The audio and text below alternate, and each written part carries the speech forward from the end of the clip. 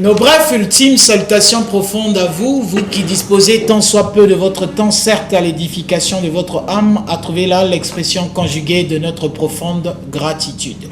Cordiale audition à tous et politiquement correct devant de vos écrans.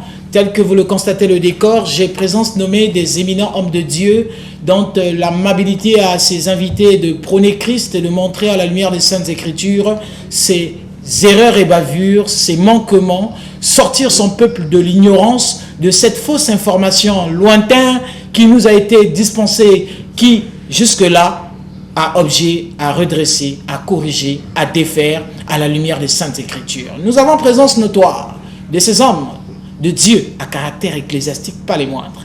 Ces hommes ont le réma et le logos. À l'occurrence, que la bouche m'obéisse, j'ai présence nommée du docteur Ake, Dieudonné de la Côte d'Ivoire, visionnaire de l'ouragan de Midi. Et nous avons l'homme à la simplicité charismatique, un homme aussi qui a le réma et le logos, c'est le docteur King Fortuné, le visionnaire de l'étendard de Midi. À la présentation, c'est votre humble serviteur et bien-aimé dans le Seigneur, le frère Max Roll, exaucé au Cana, de la révélation du sacerdoce royal. Avant de verser nos regards dans les Saintes Écritures, m'habiliter à moi de réitérer cette intention que les numéros qui sont affichés au bas de vos écrans, vous avez, vous, téléspectateurs, j'ose dire, la possibilité de recharger en crédit, recharger en énergie, car vous allez intervenir de façon interactive avec nous sur le plateau, dans des suggestions, dans des questions en rapport avec le thème. Dans le thème est à discourir, à échanger, à débattre. Il y aura à boire et à manger sur ce thème.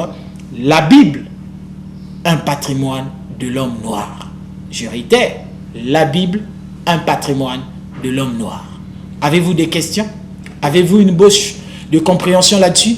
Mais l'amabilité à ces hommes à caractère ecclésiastique, ils vont mettre leur pierre à l'édifice. Sans toutefois monopoliser la parole, nous allons maintenant entrer dans le vif de notre sujet. Question à moi à dire à mes invités. Bonsoir, Dr King. Bonsoir, monsieur le journaliste. Avez-vous une pensée du jour à communiquer en hors du thème ou en rapport avec du thème? Libre et à vous, face caméra, d'adresser quelques mots de salutation ou d'ébauche de présentation. Pour tous ceux, celles qui vous connaissent, peut-être pas, vous étiez à l'extérieur du pays pendant un bout de temps. J'étais en train de lire vos publications et vos vidéos via les réseaux sociaux. De nouveau, dans notre ville, c'est pour combien de temps? Est-ce que vous êtes là pour une durée définie ou indéfinie? À vous de donner des bouches de préoccupation à nos télé. Merci, merci. Chers téléspectateurs, et merci aussi à ce grand présentateur qui est là comme un défenseur de la vérité, qui fait éclater la vérité au grand jour. Effectivement, nous étions absents hors de la ville de Pointe-Noire. Comme vous le constatez, ça fait presque ou plus de 2 mois. Le Seigneur nous a conduits en Côte d'Ivoire, précisément dans la ville d'Abidjan, là où j'étais reçu par mon binôme ici, mon ami, le docteur Ake Dieudonné. Donc nous étions là-bas pour la mission, toujours un voyage prophétique, où nous avions développé 11 sujets sur le second exode d'Israël, parce que nous sommes ici pour faire la démonstration que Israël est un peuple noir, et ils sont précisément en Afrique. Et donc là, nous avions eu tout le temps de se déployer de long en large avec un peuple bien préparé pour ce genre de sujet. Et nous avions fait 1 mois à Abidjan. Ensuite, moi et mon confrère ici, avec toute l'équipe qui l'accompagne, nous sommes descendus aussi, atterris au Cameroun. Nous avions eu un congrès pour le retour des Afro-descendants et le peuple issu du bassin du Congo qui s'est tenu dans la ville de Yaoundé. Et ensuite, à Douala, nous avions eu 2 jours de conférence autour de ce même thème où le Seigneur nous a grandement bénis et beaucoup d'âmes aussi ont été bénies. Et nous voici de retour. Nous étions à Pointe-Noire, à Brazzaville. Nous avions tenu des émissions là avec notre journaliste qui nous accompagne là-bas aussi, Alexis Bongo, que vous connaissez bien sûr. Et présentement, nous sommes depuis hier soir dans la ville de Pointe-Noire où j'exerce le sacerdoce. Donc nous sommes ici effectivement jusqu'au lundi Et donc nous aurons tout le temps de partager, de communier avec vous, mais autour de ce thème qui est palpitant, ce thème qui est en train de soulever de l'encre, qui est en train d'allumer, comme on le dit, le feu, que de savoir que Israël est un peuple noir, et ils sont précisément dispersés en Afrique, et nous croyons que même ici à Pointe-Noire, il y a des Israélites. C'est pour cette raison que nous avons reçu cette invitation pour que nous puissions partager ce moment de bénédiction autour de ce sujet avec la population de Pointe-Noire. Richissime serait à vous d'entendre ces pensées pieuses déversantes de la bouche autorisée de ces éminents hommes de Dieu, dont je repose la même question d'échauffement à ce révérend homme de Dieu qui est le docteur Aki, Dieudonné de la Côte d'Ivoire. Au-delà de ces préoccupations autour de ce grand thème, face caméra, quel est le message si fort, si poignant que vous pouvez adresser à tous celles qui nous suivent, à toute cette corporation du corps de Christ en général et dans le monde entier, car ces éditions sont véhiculées en national et en international via les réseaux sociaux. Vous avez la parole. Merci beaucoup. Ben, je voudrais d'abord vous apprécier pour l'éloquence dans le travail, et cela vraiment m'impressionne, et je suis très heureux d'être ici sur ce plateau, et surtout accompagné de mon binôme ici qui a fait un mois plein avec moi à Abidjan. C'était vraiment intéressant, et beaucoup de messages ont été prêchés. Quand il est venu, moi je me suis reposé simplement pour le regarder, et il a travaillé pendant un mois. Et après cela, comme il a déjà fait, il vous a montré le circuit qu'on a pris, passant par Yaoundé, Douala et Brazzaville, et voici maintenant que nous sommes ici depuis hier soir. Je voudrais d'abord saluer tous les bien-aimés dans la foi, et les grands serviteurs de Dieu dans cette ville et dans tout ce pays, ce grand pays qu'est le Congo-Brazzaville, que j'aime bien. C'est pas ma première fois, j'y étais il y a 2 ans. Et là, nous avons fait une convention à Suéco où vraiment ça a créé vraiment beaucoup de choses, parce que c'était un peu comme une découverte pour les gens d'apprendre que le Seigneur Jésus que nous adorons, il est noir. Et d'apprendre que le Dieu même créateur qui a fait les cieux de la terre, quand il se présente dans son corps humaniste, il est noir. Et donc, bon, vraiment... Après cela, je crois que ça a envoyé beaucoup d'interrogations. Ça a amené les gens à aller se mettre au travail. Et nous sommes encore là cet après-midi pour revenir sur le même thème pratiquement, mais en accent ça sur le côté Bible, parce que simplement nos parents africains ont tendance à dire, quand on leur apporte cet évangile venant de la Bible, ils ont tendance à dire, mais non, allez là avec vos histoires des Blancs là. C'est la religion occidentale, c'est une religion des Blancs. Alors que nous réalisons aujourd'hui que la Bible n'est même pas un document occidental, c'est plutôt un patrimoine de l'homme noir. Et c'est ce que nous voulons démontrer ce soir. Et nous demandons à tous les auditeurs de pouvoir prêter oreille. Et si vraiment ils le peuvent, qu'ils appellent et qu'ils posent leurs questions, et nous allons vraiment échanger pendant ce temps. Donc je salue tous les grands hommes de Dieu de ce pays qu'est le Grand Congo-Brazzaville. À entendre les propos édictés et émis par la pensée pieuse de ses serviteurs qui sont là pour 2 jours. La connaissance sera déversée certainement de façon brève sur ce plateau via cette tranche, autrement dit le canal de l'autruchement du biais de ce plateau de TPT+. Non, pour ne pas monopoliser la parole, nous allons maintenant rentrer dans le vif de notre sujet.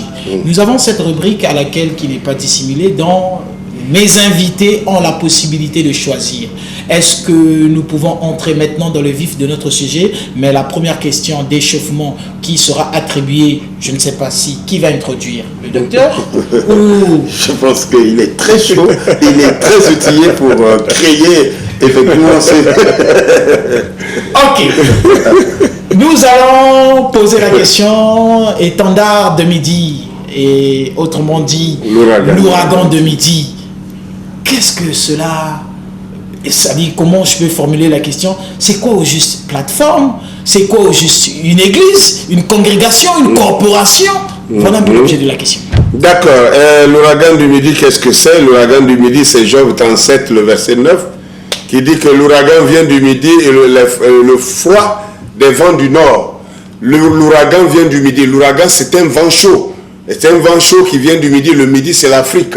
Le midi, c'est l'Afrique. Et l'ouragan, c'est le vent que le Seigneur a prévu qui va se déclencher au temps de la fin avant que l'évangile ne retourne, n'est-ce pas? Comme on a l'habitude de le dire, que l'évangile doit retourner aux Juifs en Israël. Bon, avant que cet évangile retourne en Israël pour les Juifs, ce vent-là, ce vent doit souffler. C'est un vent violent qui va déraciner tout ce qui est faux, tout ce qui n'est pas vrai, tout ce qui a été mal placé dans la parole pour repositionner les choses. Donc en bref, c'est ça l'ouragan du midi, et j'ai bien voulu incarner cela pour montrer la fougue avec laquelle cette vérité est en train de s'élever pour embraser, n'est-ce pas, le pays jusqu'à l'international.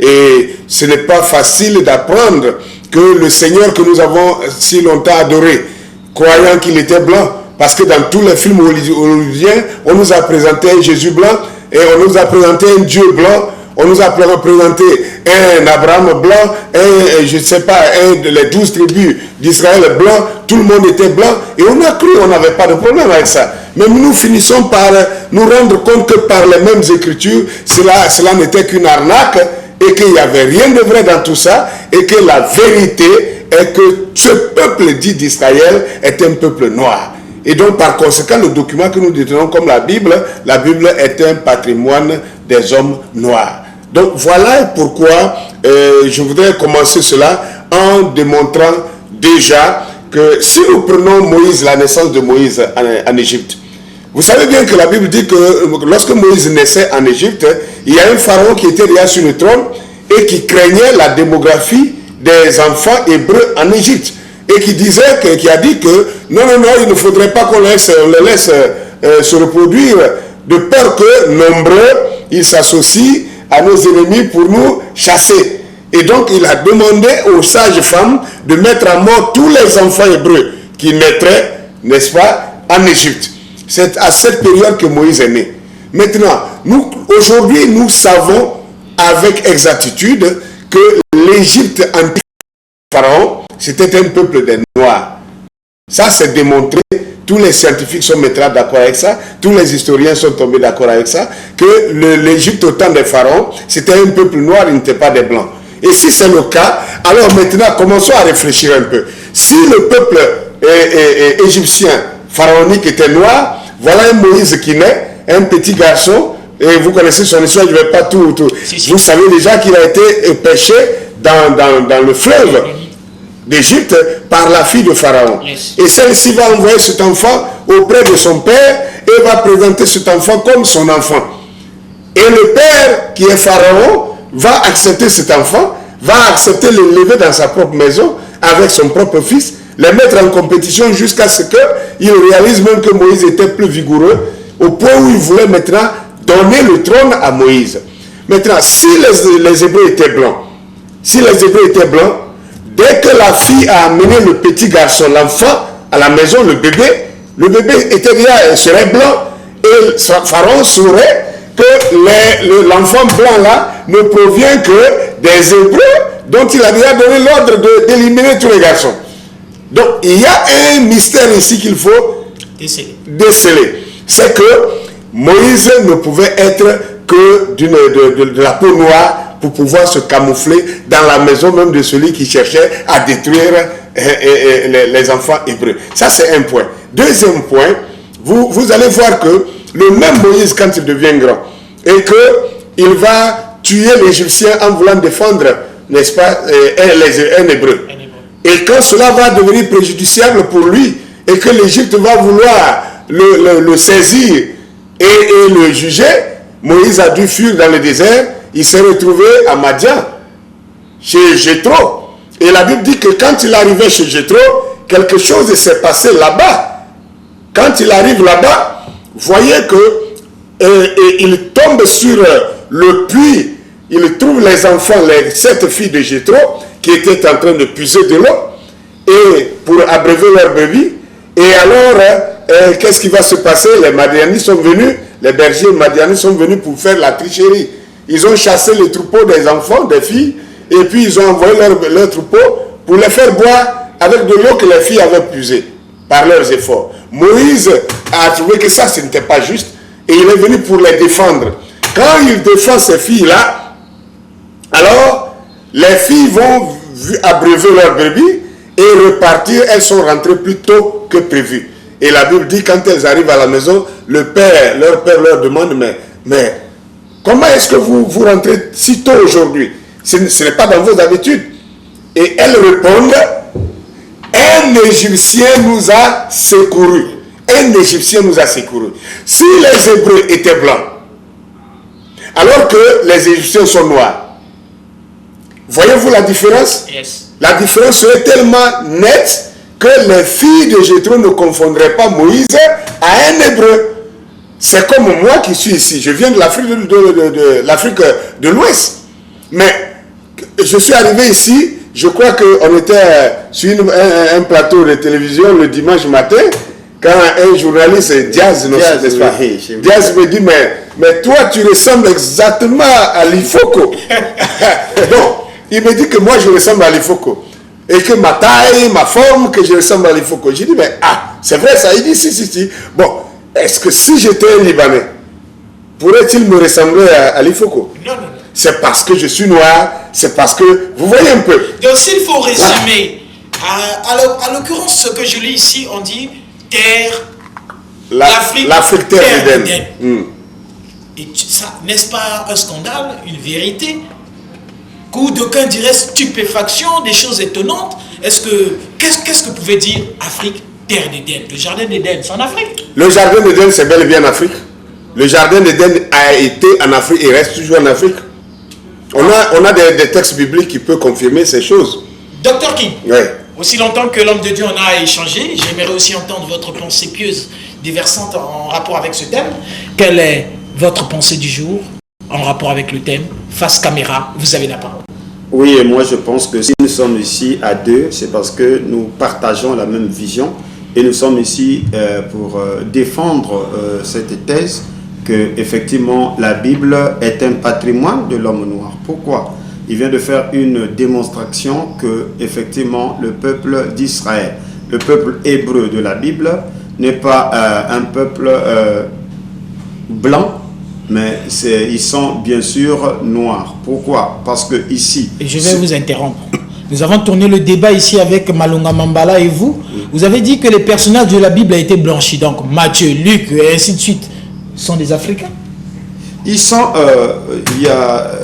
être noir et être africain, ce sont deux choses différentes. Faites-nous un peu cette différence. Je te montre que au niveau de la peau, il n'y a pas de différence entre les Africains, c'est-à-dire les Kamites et les Sémites, parce que Israël est issu de Sem. Par contre, les Égyptiens, les Éthiopiens, les Soudanais, les Sabéens, ils sont d'origine Kamite. Bon, qu'est-ce qui se passe? Il y a une promesse de la Bible qui géolocalise, je précise bien, géolocalise un réveil et géolocalise les adorateurs de Yahvé, géolocalise le peuple dispersé de l'Éternel.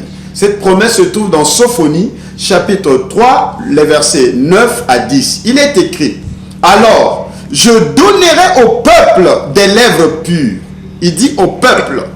Ça veut dire que le peuple de Dieu deviendra des peuples, afin qu'ils invoquent tous le nom de l'Éternel pour le servir d'un commun accord. Où ça se passe? D'au-delà des fleuves de l'Éthiopie, mes adorateurs, mes dispersés m'apporteront des offrandes. Donc ici, selon la prophétie de Sophonie, qui d'ailleurs, selon la généalogie, Sophonie est un prophète d'origine éthiopienne parce qu'il est fils de Couchi. Parce que Couch, c'est l'Éthiopie. Donc, Sophonie est en train d'adresser une prophétie liée à une zone géographique dont il maîtrisait bien. Et cette zone géographique, il s'agit bien sûr d'au-delà des fleuves de l'Éthiopie. Qui est au-delà des fleuves de l'Éthiopie? Il y a les adorateurs de l'Éternel, il y a les dispersés de l'Éternel. Or, dans ce cadre-ci, c'est que si ces gens-là se retrouvent au-delà des fleuves de l'Éthiopie, c'est que s'ils sont appelés des dispersés, c'est qu'ils ont été au préalable quelque part, ils ont été chassés de là, et ils se retrouvent au-delà des fleuves de l'Éthiopie. Donc au-delà des fleuves de l'Éthiopie, ils ne sont pas littéralement chez eux, mais ils sont dans la diaspora ou la dispersion. Mais la prophétie, la promesse, les rattrape dans cette zone géographique d'au-delà des fleuves de l'Éthiopie.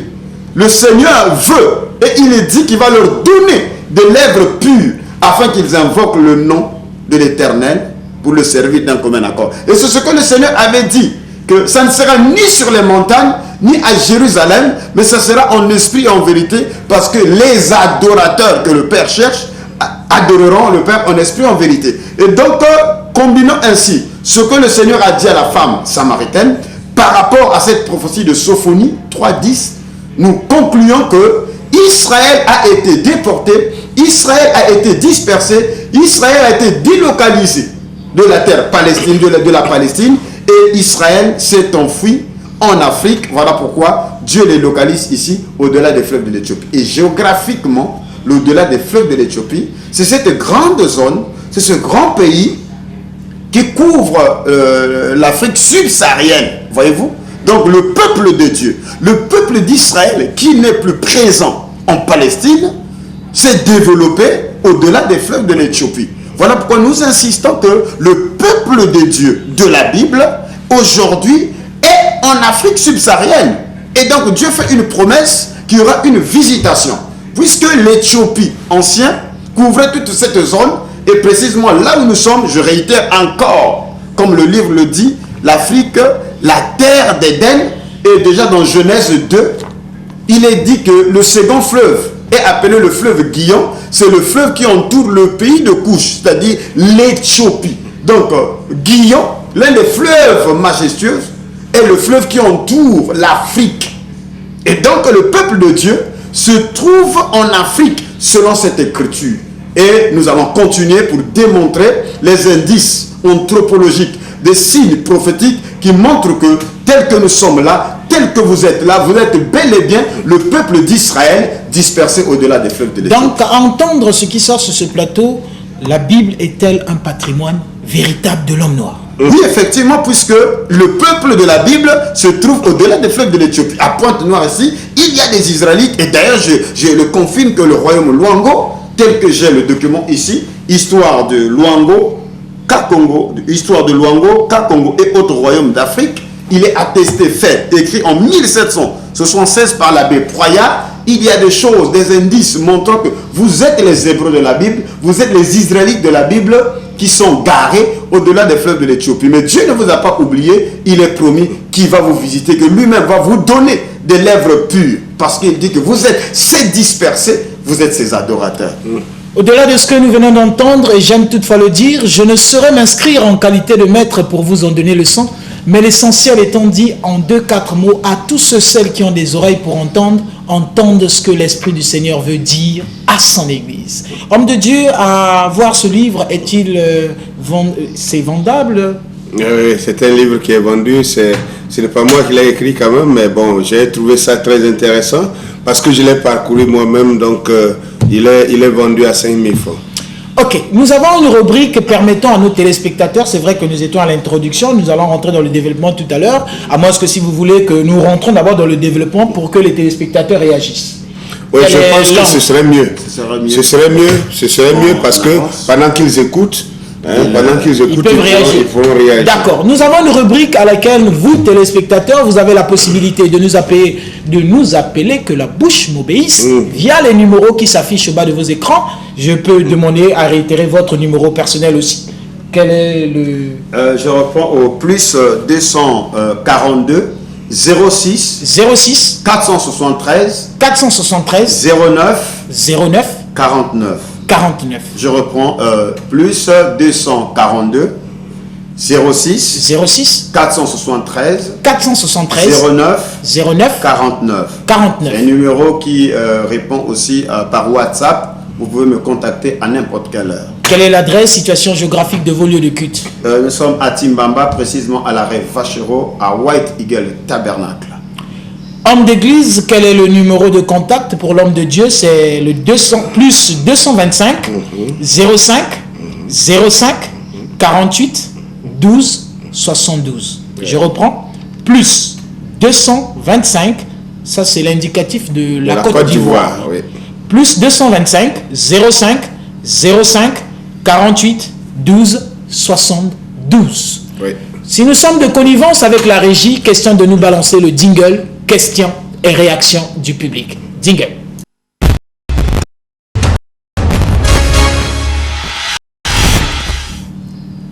Via cette rubrique, téléspectateurs, vous pouvez nous appeler par les numéros qui s'affichent au bas de vos écrans en rapport avec le thème.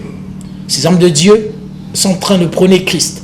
Pas coutume, pas tradition, pas rite, pas usage et doctrine. Mais ici, on montre à la lumière des Saintes Écritures que la Bible est un patrimoine de l'homme noir. Conscientisez-vous, êtes-vous de même avis ou pas? Vos réactions, nous voulons l'entendre via direct ou par SMS. Vous avez la possibilité de placer votre pensée pieuse à travers cette rubrique. Mais homme de Dieu, il y a des téléspectateurs avec nos correspondants qui sont, oui, à l'extérieur. Ils voulaient mettre leur pierre à l'édifice, donc vous avez la possibilité d'entendre. Question à moi de dire, de placer le premier élément. À tout de suite. Le retour sur scène. Première du même avis que ce que vous venez sur la Bible est important noir. Parce que pourquoi je dis je ne suis pas du même avis? Parce que déjà quand nous connaissons l'histoire de la Bible a été conçue par les hommes, oui, mais sauf que les Écritures, Dieu a donné aux hommes tels que ses prophètes, ses serviteurs qu'il avait envoyés sur terre, les a donné une intelligence des Écritures de la Bible. C'est-à-dire les lois qui a été écrites dans la Bible, ce sont les lois qui est d'abord écrites par lui-même, Dieu, qui a écrit les lois par son doigt et ensuite a été donné à ses serviteurs. Si nous voyons l'histoire de l'apôtre Jean qui était emprisonné à Apollos, il est en train de voir ce que Dieu est en train de le montrer. Au fait, il lui montrait comment se passerait la fin du monde. Mais lorsqu'il fut mort, ces écritures ont été écrites sur papier et été gardées quelque part. Mais lorsque ça a été gardé, les hommes qui sommes nous, les blancs, sont venus, ont pris ces papiers qui ont été écrits par les serviteurs, écrits les messages que Dieu avait donnés par eux. Mais lorsqu'ils ont pris cela, ils ont commencé à fabriquer, à écrire et tout. Et voilà pourquoi le monde commence à dire que c'est l'Église catholique qui a créé la Bible et qui a fondé ce passage qui a été écrit, qui a été donné par ses serviteurs. Ben, selon moi, sur cette question, je dirais que ces gens tels que les noms que vous venez de citer, Matthieu, Jean, Luc, Pierre, etc., moi je dirais qu'il n'y avait pas de race. Je pourrais dire que ni blanc, ni africain, ni rouge, ni quoi, tous nous étions pareils.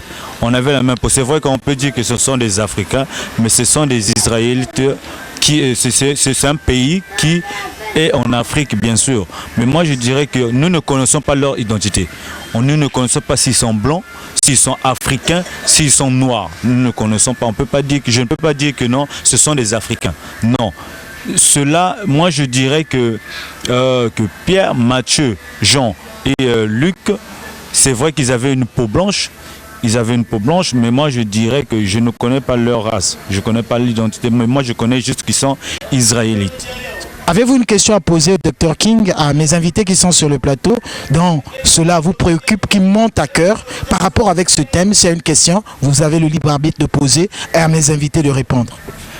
Ben, la question que je pourrais poser au Dr King, que j'aimerais qu'il puisse nous faire comprendre pourquoi dit-il que la Bible est un patrimoine de l'homme noir, qu'il essaie de nous éclairer plus. Parce que déjà, lorsque vous dites que non, la Bible est un patrimoine de l'homme noir, qui veut dire que c'est l'homme noir qui a écrit la Bible. Donc nous voulons comprendre qu'il puisse nous dire que pourquoi choisir ce thème, la Bible est un patrimoine de l'homme noir. C'est ce que nous voulons comprendre. Merci beaucoup et que Dieu vous bénisse. Merci beaucoup, Dieu vous bénisse aussi. Vous avez pu entendre Pensée pieuse qui a été une préoccupation de ce bien-aimé. Que pouvez-vous répondre à vous, mes précieux invités? Je pense que j'ai aimé la question qu'il a posée et cette question sera répondue en deux phases. Mon ami ici, le docteur Ake, va traiter spécifiquement sur la peau parce que mon frère ici, comme tout autre de nos frères, ont ce problème-là. Ils ont été comme mentis, ils ont été victimes de ce mensonge planétaire qui est une appropriation d'une culture noire, nègre, par les Occidentaux. Donc, je crois que le docteur Ake sera très bien positionné pour répondre à cela. Mais je vais montrer la raison pour laquelle nous avions choisi ce thème sur la Bible comme étant un patrimoine de l'homme noir. Nous avions lu précédemment que selon Sophonie chapitre 3, le verset 10, il est question là de dispersés qui sont au-delà des fleuves de l'Éthiopie. Ça veut dire que s'ils sont dispersés, et selon les études de dispersion d'Israël, dans Osée chapitre 6, le verset 3 le verset 9, il dit que Israël, c'est-à-dire ils ne resteront pas dans le pays de l'Éternel, Éphraïm repartira en Égypte. Voyez-vous que Israël, après avoir été dispersé, ils ont fui en Égypte. Et l'Égypte est le code prophétique qui est l'Afrique. Maintenant, je vais vous montrer les preuves au travers de vos traditions, de vos coutumes, que les principes bibliques, les lois bibliques qui ont été données à Israël lors de cette dispersion, nos aïeux se sont déplacés avec ces coutumes-là et jusqu'à ce jour, ces coutumes continuent à être perpétrées et observées par nos parents. Je n'encourage pas que vous puissiez entrer dans les coutumes, quoique vous êtes devenu chrétien, mais ici, ces coutumes, ces principes servent comme des éléments scientifiques pour identifier un peuple. C'est une démarche scientifique que les anthropologues utilisent pour savoir qui est qui et d'où venons-nous. Il y a trois principes ou trois lois que je vais utiliser. Premièrement, c'est le front de la jalousie.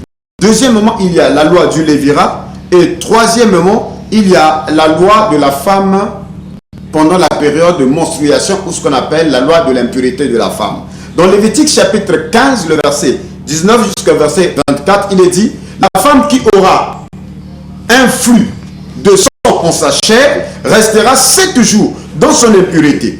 Quiconque la touchera sera impur jusqu'au soir. Tout lit sur lequel elle couchera pendant son impurité sera impur. Et tout objet sur lequel elle s'assiera sera impur. Vous allez lire chez vous jusqu'au verset 24. Et cette loi-là est observée dans des familles qui sont liées à la tradition. Il s'agit chez nos parents au village. Quand la femme est en période de menstruation, elle n'a pas droit à toucher quoi que ce soit, préparer, elle ne prépare pas. Parce que les pères, nos aïeux, ne pouvaient pas manger une nourriture préparée par une femme qui est en période de menstruation. Voilà pourquoi tout le monde constatait que cette femme qui est en période de menstruation est mise à l'écart. Et jusqu'à ce jour, quand vous allez vers les zones comme Tingidi, comme Mbinda, dans les bas-fonds de Sibiti, ces lois-là, ces préceptes-là sont encore mis à jour et pratiqués jusqu'à maintenant. Et ceci, il faudrait que les gens soient franches, soit les Hébreux ont menti en disant que ces lois-là, Dieu le Très-Haut les a données, parce qu'il est écrit les lois, les alliances, les patriarches, les promesses, l'adoption et même le Christ appartiennent à Israël. Donc, soit ces lois-là n'ont pas seulement été données à Israël, mais que nous aussi, nous avions reçu ces lois-là, ça veut dire que nous connaissions Dieu, et que la Bible serait donc fausse, ou soit c'est le même peuple, lors des dispersions, qui se sont déplacés de la Palestine vers l'Afrique subsaharienne, et ils continuent jusqu'à ce jour à perpétrer et appliquer cette loi de l'impureté de la femme. Donc, pour ceux-là qui connaissent, ne fût-ce que les préceptes, les lois, les traditions, ils savent bien que pendant la période de la menstruation, une femme n'a pas le droit de préparer n'a pas le droit de toucher. Nous sommes en ici, mais vous constaterez que lorsque la femme accouche, ça aussi c'est une loi de la femme qui accouche, qui devait être dans l'isolement, elle ne pouvait pas toucher quoi que ce soit pour préparer. En Kikongo, on appelle ça comme Musumvi. Elle prépare, voilà pourquoi il y a souvent la belle-mère qui est commandée pour venir aider sa fille qui vient d'accoucher. Ce n'est pas pour aider, c'est à cause de cette loi-là, qui est une loi hébraïque, qui est une loi biblique, qui continue à être perpétuée jusqu'à ce soir maintenant. Il y a la loi du Lévira, dans Deutéronome chapitre 25, le verset 5.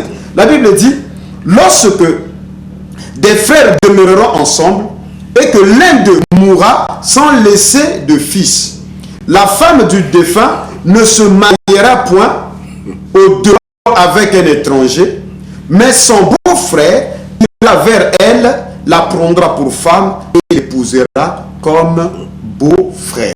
Voyez-vous que ces traditions-là, dans les bas-fonds, là où la civilisation occidentale n'a pas encore totalement fait son effet, le Lévira est encore pratiqué.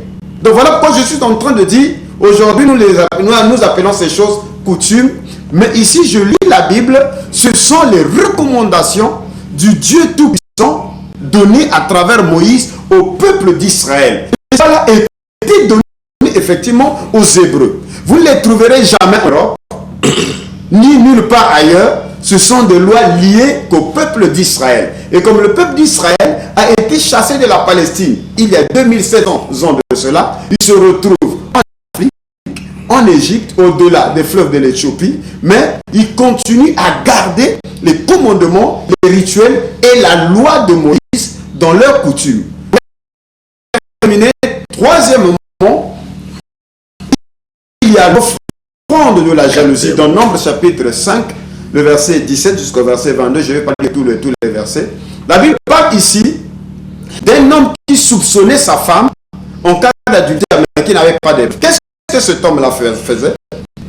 Il prenait sa femme, il l'amenait chez le sacrificateur. Et le sacrificateur prenait les fleurs de farine, c'est-à-dire une offrande, le céréales, et il mélangeait avec l'eau pure et prenait le sable, la terre, sortant du temple. Et il faisait des ablutions et le sacrificateur devait assermenter cette femme pour être rassuré si la femme ne ment pas. Et si la femme ment, parce que le liquide que la femme devait boire, c'est le liquide du jugement. Donc il était annoncé ici, si la femme est innocente, elle boira. Et si elle est innocente, rien ne l'arrivera. Mais si elle est coupable et qu'elle a caché ce péché, la Bible dit que son ventre va se ballonner ou se gonfler et son pied va se dessécher. Or, ici, vous savez, même ici, tout à l'heure, hier, je crois nous parlions avec le conservateur du musée, il nous a dit qu'on a lu cette écriture, il dit, mais le roi Luango faisait cela pour quelqu'un qui connaissait quelque chose. Donc, c'était comme un détecteur de mensonges, comme un jugement. Si vous allez, pour les pratiquants de Ndobi, vous allez à Sibiti, au fond des villages, même à Brazzaville, je crois, il y avait un prêtre, je ne sais pas quoi, comment, qui faisait boire ce liquide-là. Donc, c'est pour vous montrer que tous les indices, les traditions, les lois bibliques se retrouvent en Afrique subsaharienne sous forme de traditions aujourd'hui, parce que nous sommes à 2000 ans après Jésus-Christ, le sang étant versé, et qu'il est écrit que le Seigneur était venu pour non pas abolir la loi, mais pour venir l'accomplir.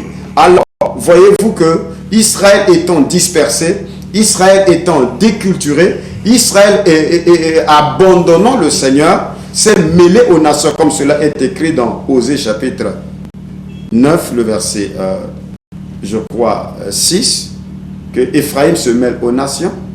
Donc, mais dans cette déculturation, ces indices traditionnels sont restés.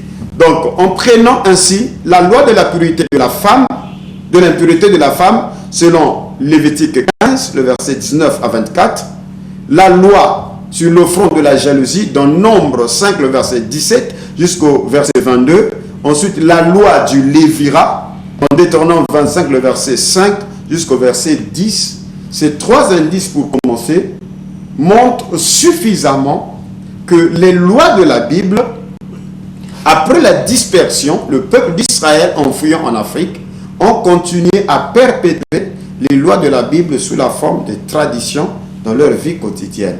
D'où nous arrivons à la conclusion, effectivement, ces lois-là ont été données qu'à Israël. Et si un peuple applique ces lois-là, ça veut dire que c'est le peuple de la Bible. D'où la Bible est un patrimoine de l'homme noir.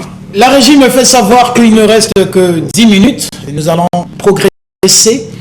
Docteur, à qui vous allez avoir possibilité à répondre. Et nous allons poursuivre pour entendre cette pensée pieuse de notre encore interlocuteur suivant cet élément. Mais moi, je ne viens pas pour développer la question. J'aimerais plutôt poser la question à votre invité, à l'invité qui sera sur le plateau, ou bien qui est déjà sur le plateau avec vous, puisque c'est à lui de développer le thème, de me donner moi précisément son avis sur le thème, la Bible. Est-ce un patrimoine de l'homme noir? Et qui nous donne les bases du fondement de ses arguments, si réellement la Bible est un patrimoine de l'homme noir. Je ne donne pas mon avis. Je donne pas mon avis. Je vais attendre à l'invité de développer ce thème. Et je suis Félie Romaric. Merci. Vous, téléspectateurs, l'abstant nous est accordé, mais vous avez aussi la possibilité de réagir via appel. Les numéros sont affichés au bas de vos petits écrans. Vous pouvez réagir en appelant maintenant ou en envoyant vos SMS. Nous ferons d'efforts à le lire. Vous avez la parole dans les 10 minutes qui nous restent. Peut-être mes questions n'ont pas pu toucher le leitmotiv à laquelle vous vous attendez, que je vous pose comme question. Vous êtes dit que nous allons commencer par là, arriver ici et chuter par là, mais dans les 10 minutes que la régie me fait savoir qu'il nous reste, quel est le message si fort, si poignant, au-delà de mes questions, que vous pouvez adresser face caméra via nos téléspectateurs qui vous suivent en ce moment. Téléspectateurs, c'est le temps, vous pouvez appeler, ces hommes de Dieu auront l'amabilité de répondre à toutes vos préoccupations, suggestions, demandes de conseils, peut-être même prières. Ils sont là, hommes à caractère ecclésiastique, hommes de Dieu, vous avez la parole. Merci beaucoup. Vraiment, le temps passe vite. On est en train de chuter déjà, le temps est en train de finir. Je voudrais aller plus vite pour ceux qui veulent vraiment comprendre. Nous avons un appel. Ah, d'accord. Allô, bonjour téléspectateurs, où vous nous appelez et de qui nous avons l'honneur?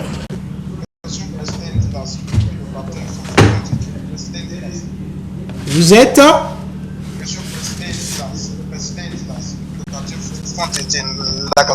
Oui, la question est? Moi, ma question, je voudrais savoir, est-ce que le salut des âmes a un rapport avec la couleur de peau? Est-ce que le salut des âmes a-t-il un rapport avec la couleur de peau?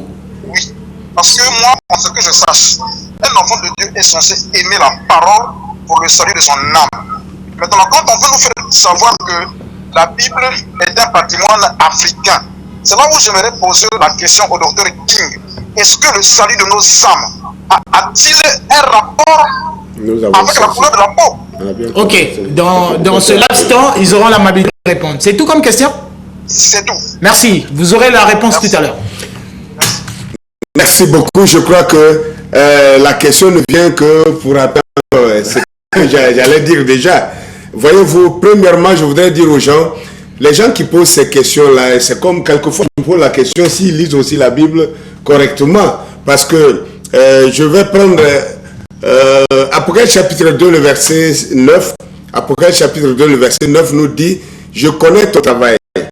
Je connais aussi, n'est-ce pas, tes œuvres. Oui, tes œuvres et ta pauvreté, bien que tu sois riche. Et la calomnie de la part de ceux qui se disent juifs, mais qui ne le sont pas, et qui sont une synagogue Satan. Voyez-vous que Dieu a déjà montré qu'il y avait un peuple qui allait vouloir se substituer au peuple de Dieu, pour se faire passer pour le peuple de Dieu, alors qu'il ne l'est pas. Dieu a déjà dénoncé ça même avant même que nous soyons ce soir ici. Apocalypse chapitre 3, le verset 9 répète la même chose. Je te donne de ceux de la synagogue de Satan qui se disent juifs et qui ne le sont pas, mais qui mentent. Je les fais se prosterner à tes pieds et reconnaître que je t'ai aimé. Voilà un peu deux citations, deux écritures bibliques qui nous montrent qu'il y aura une falsification, il y aura une usurpation d'identité. Donc, un peuple est allé s'asseoir, n'est-ce pas, quelque part, et s'est proclamé peuple de Dieu, et s'est proclamé les Juifs de Dieu, alors qu'ils ne le sont même pas. Et ici, quelqu'un me pose la question, est-ce que ça a quelque chose à voir avec notre salut? Mais bien sûr que dans Jean 4, le verset 23, je crois, que le Seigneur Jésus dira à cette femme samaritaine-là que le salut vient des Juifs. Il dit le salut vient des Juifs. Yes. Tu dois le savoir.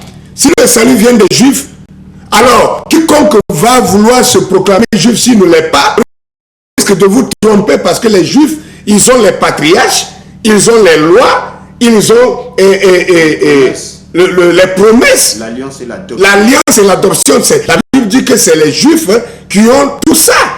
Je pense que le bien-aimé a compris, l'ébauche de compréhension a été faite. Nous avons une question ici, même s'il ne s'est pas présenté. Bonjour, j'ai une question.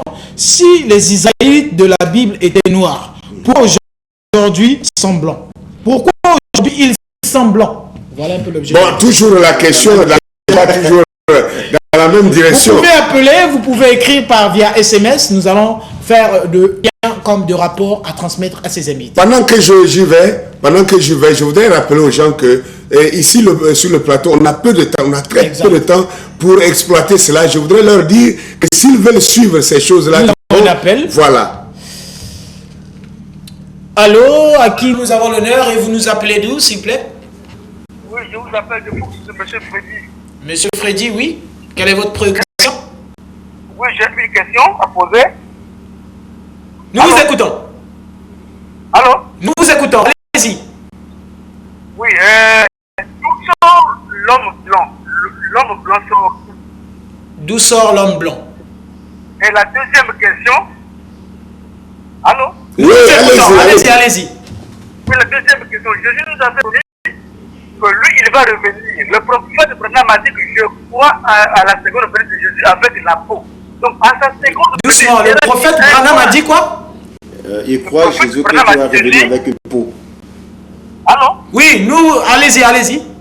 Oui, le prophète Branham nous a dit aussi que lui, il croit à la seconde venue de Jésus avec la peau, avec une chair. Donc, pourquoi je dis, à la seconde venue, ça sera où? Donc, ça sera un Africain. Ok. Quand il va revenir, ça sera un Africain, puisque son peuple noir. Donc, il va revenir en Afrique. Nous avons compris. Mes invités auront la même réponse. D'accord. Si à cette allure, je risque de ne même pas pouvoir répondre à leurs questions. Je voudrais qu'ils écoutent maintenant et tous ceux qui ont posé ces questions-là. Je voudrais que vous preniez avec moi Actes chapitre 21, le verset 35 à 37. C'est possible de recevoir ou... Encore, bon. Ok. Ce qui revient à dire, il faut une émission spéciale avant de nous repartir. Allô? Ça devient chaud là.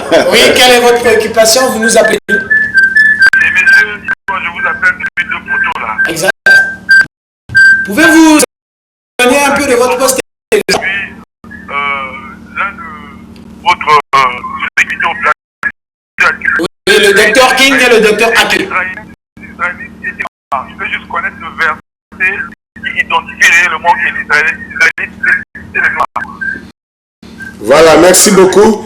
Donc, vous devez passer maintenant pour entendre les réponses. Oui. Sinon, à cette allure, on va partir de question en question et on va finir sans aucune réponse. Ok. Acte chapitre 21, le verset 35 à 37, comme je l'ai dit, je le lis rapidement. La Bible dit ici que lorsque Paul fut, le jour où Paul a été arrêté dans le temple pour être enchaîné, pour aller en prison et jusqu'à toute sa vie, c'est ce jour-là que cette histoire-là s'est passée. Et la Bible dit, lorsque Paul fut sur les degrés, il dut être porté par les soldats à cause de la violence de la foule. La multitude du peuple suivait et criait, « Fais-le mourir !» Au moment d'être introduit dans la forteresse, Paul dit au tribun, « Mais permis de dire quelque chose ?» Le tribun répondit, es-tu grec? Sais-tu le grec? Tu n'es donc pas cet Égyptien qui s'est révolté dernièrement et qui a mené dans le désert 40 000 brigands? Je suis juif, Paul, de Tarse en Cilicie, citoyen d'une ville qui n'est pas sans importance. Alors, regardez ce texte-là nous montre un peu que l'apôtre Paul aussi a été confondu à un Égyptien. Paul a été confondu à un Égyptien. Si les Égyptiens, si les Hébreux sont blancs, voilà Paul a combien d'années? Près de 1500 après Moïse, nous sommes ici avec Paul au temps apostolique, et Paul aussi a été confondu à un Égyptien, alors que les Égyptiens sont noirs. En une émission, nous ne pourrons pas tout dire. En une émission, nous ne pourrons pas tout terminer. J'aimerais, la régie me fait savoir que tout le temps a été bouffé. Oh là là. Quel serait votre numéro de contact? Vous êtes là que pour 2 jours. Je voulais même proposer demain, vous ne pouvez pas revenir. Nous quittons ici le lundi. Vu la préoccupation du peuple de Pointe-Noire, nous pensons qu'il faut au préalable qu'il y ait une émission spéciale sur les thèmes, parce que nous sentons déjà cette soif. Docteur Ake a beaucoup de questions à répondre. Il a beaucoup d'études qu'il va développer, parce que la question après avoir écouté les dispersions, ils veulent avoir des précisions dans la Bible, qu'on leur donne avec exactitude les versets. Je crois que c'est à vous, c'est à la TPT de proposer quel jour à quelle heure, avec précision, pour que nous nous retrouvions ici pour faire à ce numéro. Quel est le numéro votre numéro de contact, adresse, situation géographique? Et je vais aussi poser la même question. Je reprends au 06 473 09 49. Et doucement, 06 473 09 49. L'église est à Timbamba, précisément à l'arrêt Vachereau, à côté, la ruelle en face du grand portail de l'école primaire. Ces enseignements, vous les retrouvez sur YouTube, dans la chaîne Tabernacle Fraternel. Il y a aussi l'Ouragan du Midi sur YouTube et Étendard du Midi sur YouTube. Vous trouverez les plus amples détails de tous les travaux que nous avons déjà faits. En tout cas, je vois le téléphone vibrer. Il y a les multiples messages que je n'ai pas lus, multiples appels que je n'ai pas déclarés. Prière de nous excuser, mais en matière de télé, le temps, c'est le temps. Alors, homme de Dieu, numéro de contact, y a-t-il un programme particulier en dehors de ce que vous venez de passer à l'immédiat à l'écran? Est-ce que votre séjour, c'est pour un travail? Oui, bien sûr qu'on avait prévu une conférence qui finalement a été désactivée pour certaines raisons, mais je crois que nous reviendrons encore ici à la nouvelle année. Oui, donc voilà, je vous demande simplement de prendre le numéro. Je vous donne le numéro WhatsApp, c'est pourquoi c'est précédé du préfixe de Côte d'Ivoire, 125 05 05 48 12 72. Plus 225 05 05 48 12 72. Je suis désolé, vous avez posé plus de questions et il n'y a pas assez de temps pour répondre à vos questions. Je crois qu'on doit revenir ici. Il faut qu'il donne un rendez-vous pour que les gens soient sûrs, c'est à telle heure, tel jour. Parce qu'on n'a même pas introduit. Donc, soyez toutefois branchés scotchés sur ce canal de TPT+, pour une suite favorable au second numéro de cette émission dont le thème est la Bible, un patrimoine de l'homme noir. À la présentation était votre humble serviteur et bien-aimé dans le Seigneur, le frère Max Roll, exaucé au Canada, de la révélation de sacerdoce royal. J'aimerais simplement remercier la direction de TPT+, que la bouche m'obéisse, de la régie d'antenne au service de production, de service de réception au service commercial, et fortuitement mes gratitudes anticipées au service de rédaction. Et j'aime toutefois le dire, si l'Éternel Dieu nous revient ce soir, quant à vous et nous, rendez-vous à la prochaine édition. Mais tout d'abord, il y a encore un débat religieux dont le thème est ma raison d'être dans quelques poignées d'instants. À tout de suite.